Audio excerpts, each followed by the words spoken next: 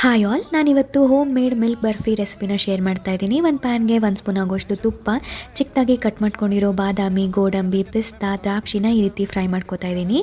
ಅದೇ ಪ್ಯಾನ್ಗೆ 2 ಕಪ್ ಆಗೋಷ್ಟು ಮಿಲ್ಕ್ ಪೌಡರ್, 1 ಕಪ್ ಆಗೋಷ್ಟು ಜಾಗ್ರಿ ಪೌಡರ್, 1/2 ಕಪ್ ಆಗೋಷ್ಟು ಮಿಲ್ಕ್ನ ಸೇರಿಸಿ ಈ ರೀತಿ ಚೆನ್ನಾಗಿ ಮಿಕ್ಸ್ ಮಾಡ್ಕೋಬೇಕು. ಯಾವುದೇ ರೀತಿ ಗಂಟಿರಬಾರ್ದು. ನಾವು ಕನ್ಸಿಸ್ಟೆನ್ಸಿ ನೋಡಿಕೊಂಡು ಇನ್ನೂ ಸ್ವಲ್ಪ ಹಾಲು ಬೇಕಂದ್ರೆ ಹಾಕ್ಕೊಂಡು ಈ ರೀತಿ ಚೆನ್ನಾಗಿ ಮಿಕ್ಸ್ ಮಾಡ್ಕೋಬೇಕು.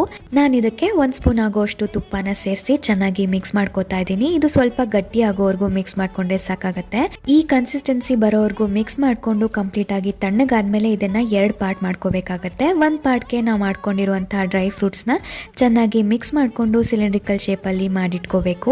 ಇನ್ನೊಂದು ಪಾರ್ಟ್ ನ ಎತ್ತಿಟ್ಕೊಂಡಿದ್ವಲ್ಲ, ಅದನ್ನ ನಾವು ಚಪಾತಿ ರೀತಿಯಲ್ಲಿ ಹೊಸ್ಕೊಂಡು ಸಿಲಿಂಡ್ರಿಕಲ್ ಶೇಪ್ ಅಲ್ಲಿ ಮಾಡಿಟ್ಕೊಂಡಿರುವಂತಹದನ್ನ ಇದಕ್ಕೆ ರ್ಯಾಪ್ ಮಾಡ್ಕೋಬೇಕಾಗತ್ತೆ. ಹಾಗೆ ಒಂದು ಕವರ್ ಸುತ್ತಿ ಇದನ್ನ ಫ್ರೀಸ್ ಮಾಡಿದ್ರೆ ತುಂಬಾನೇ ಟೇಸ್ಟಿಯಾಗಿರೋ ಮಿಲ್ಕ್ ಬರ್ಫಿ ರೆಡಿ ಆಗುತ್ತೆ. ಎಲ್ಲರೂ ಕೂಡ ಟ್ರೈ ಮಾಡಿ.